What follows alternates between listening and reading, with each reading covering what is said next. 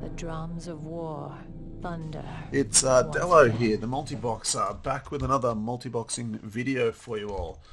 Today we have a Wailing Caverns run over in the Barrens.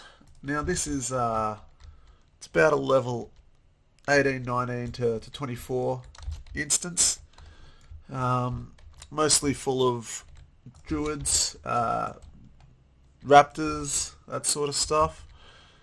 At this point, I'm level 23. I've done Dead Mines a few times, and I finally decided to make the trip over to Kalimdor, ran through Dustwallow Marsh, died several times doing it, and then up through the Barrens, picked up the quests. There's a few neutral quests that Alliance can do in Ratchet, and also above the instance itself, there are a couple of quests available for you to do. So I think there's three, maybe four quests in total.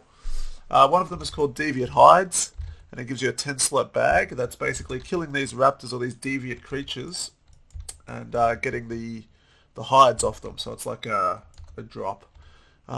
There may be enough deviate hides in the whole instance for your whole party.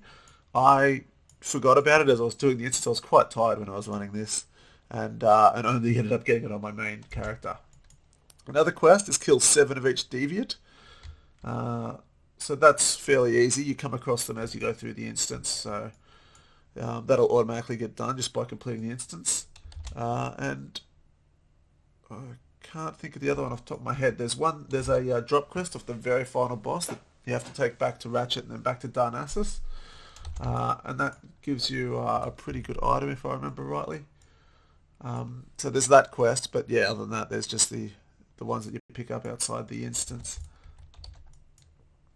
Now, for Horde, there's a couple more. Oh, sorry, there is one of the Ratchet quests is actually outside the instance. It's killing a goblin called Mag McGlash and getting his 1,000-year-old port. I actually had to wait a bit around the front. There's a lot of Horde groups doing this instance, and he was camped pretty hard. So it took a good 5-10 minutes for him to spawn, and got the kill and got the item that I needed. Now, as you can see, I've gone into the instance, and there's two ways you can go. You can go left or right. Basically, to complete the instance, there's 4 major druids you need to kill. If you're Horde, there's also a quest that gives you a great staff. Each druid will drop a gem for the quest, but in this case, we just have to kill them to open up the section to do the last part of the dungeon. So we've gone to the left, and we're making our way up the hill. A lot of these guys are very spread out, and a lot of them are casters, especially these Druids of the Fang.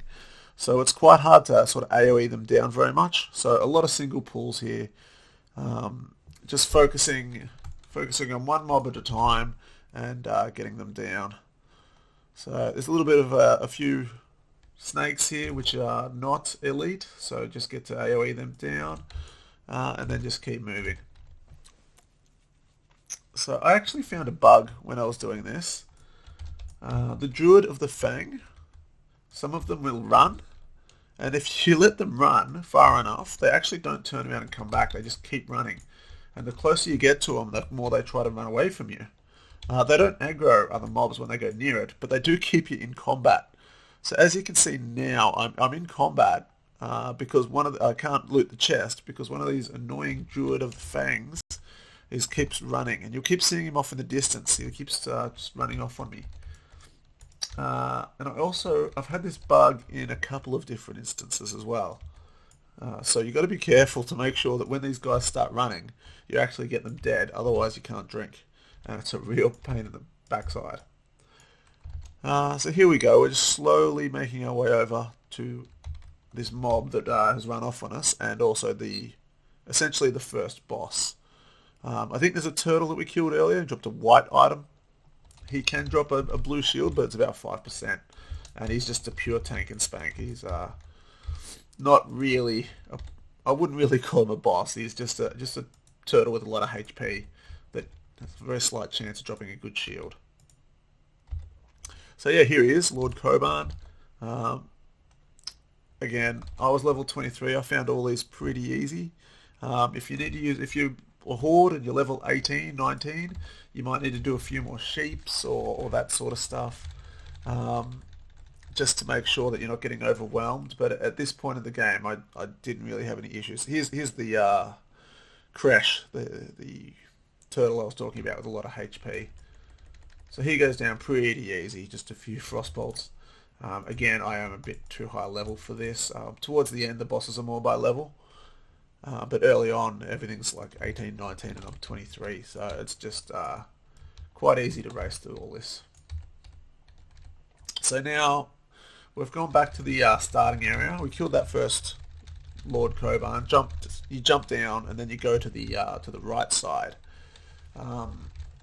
And by doing that, you enter the major part of the instance. This area is huge, so it's gonna take you some time to complete it all. This run probably took me an hour. Yeah, it was pretty hefty, and there was a wipe due to this crazy bug that was quite annoying, which you'll see coming up fairly soon.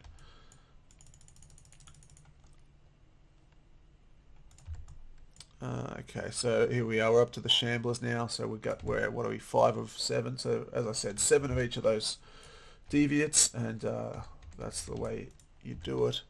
So again, none of these bosses are very difficult. The hard part is the pool. Some of these pools, there's several monsters, all heavily, quite compact, and quite,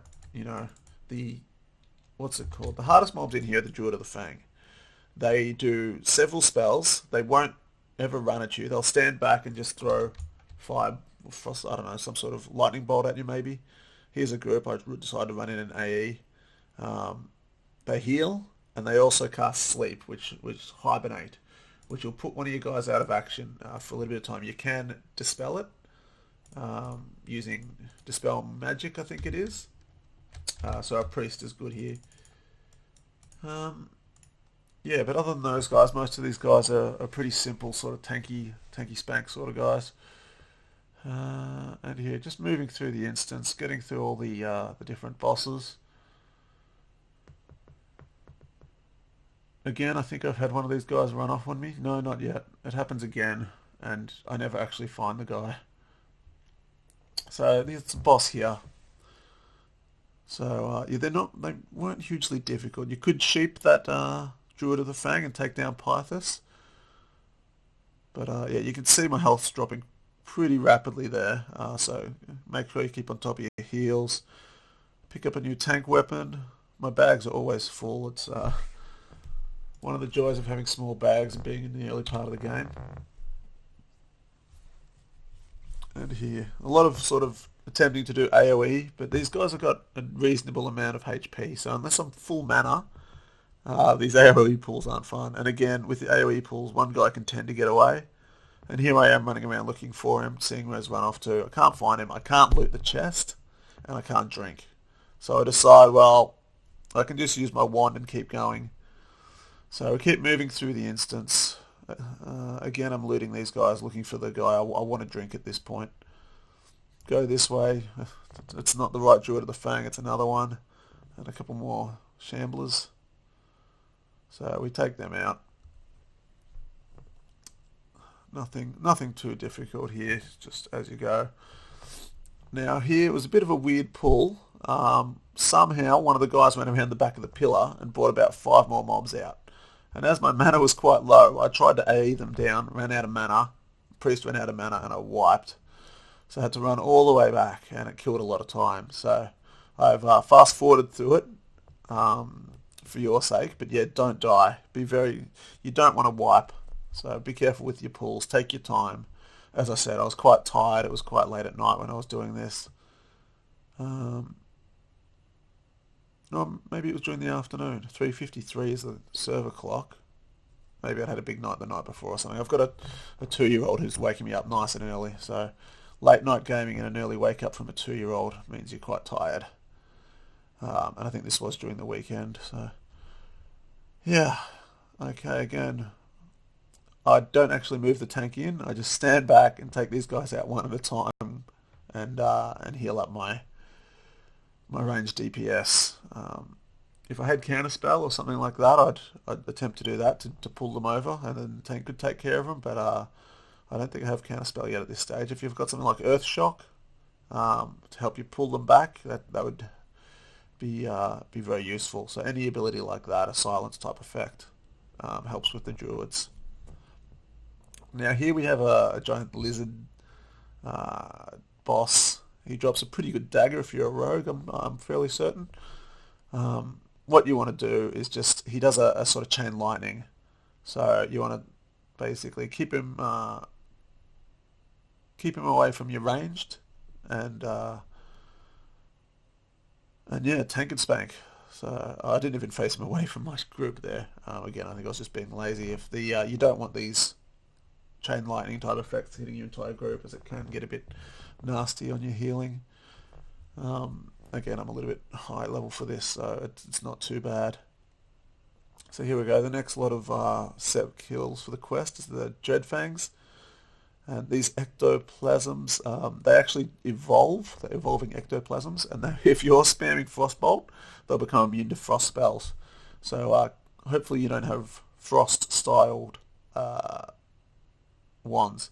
Now this is a jump that you have to do to get to the next part. I do it one at a time across all my guys. So click on one window, do the jump. Click on one window, do the jump. Click on one window, do the jump, etc. to get across there. And once we're across, we're coming up to the last Python boss, Lord boss. What's this guy? Lord Serpentis. So again, I sheep the ad and take him out. Not too difficult. Try and shield bash his heal if you can. What does he drop? He drops. They drop a leather set, so not much good for my group. But if you're a rogue or a druid, there's some decent leather off some of these guys. Now this boss was actually pretty tanky and he hit hard, so I'm having to drop quite a few heals on my tank here. And he dropped a shaman or a pally shield. Has int and spirit on it. Quite good if you're one of those classes, I guess. Okay, so now we actually missed a boss early at the start. There's one boss that has a random spawn spot in this starting circle that you come to. So I'm just sort of taking him out now. It's Lady and a Conjurer. So take her out. Tried to AoE them down, accidentally pulled too many again. And she dropped a 10 slot, which is actually quite useful. So that's handy. Reses up the mage that died. Now you run all the way back to the start of the instance. Now this guy, if you click on it, you have to click. You can't actually interact with target to get the Druid buff. It gives you a Mark of the Wild Druid buff if you click on him, but you can't get it by using interact with targets. You have to do it physically, one by one. Now, because I've killed those 4 serpent bosses, I can now click on him and do the event. Now the event, he walks very, very slowly into this cavern right at the end of the instance, and spawns a big Murloc boss, which drops some pretty great loot. So now we're just sort of escorting him through the dungeon. I've already cleared all this section. If you haven't cleared it, you're going to have to fight through it additionally. So it's good to clear it first before you start the event. Or you can send one of your guys up to start the event. Actually, no, you want to walk with him, so no. You just want to basically clear the area and then start the event and walk with him all the way through. So he walks around the, what's it called, the river down the bottom, and he's heading into this little cavern sort of section here. Here we go. Now there's a druid passed out, sleeping on the table here, and he'll start the ritual. So basically, I think it's 3 or 4 elites, so it's 3 here is the first phase. So yeah, just pick them up. Make sure you guys have got plenty of mana. Once you kill them all, do a quick drink. The next one is a bunch of these ectoplasms, so you can AE these down. Not too hard, they don't have too much mana. And then out of the depths comes, here he comes, the big Murloc. So he's level 22, and he hits reasonably hard, but yeah, nothing my DPS couldn't handle. And he drops the quest item, the glowing shard. So once you get that, you'll need to go to Ratchet to show someone there, and hand that in. And then you'll need, I think if it's your Horde, you have to take it to Thunderbluff, and if you're Alliance, you'll need to take it to Darnassus. And yeah, he dropped a great mail chest place for my warrior, and that's about it. Alright, I'm Dalo. Bye for now.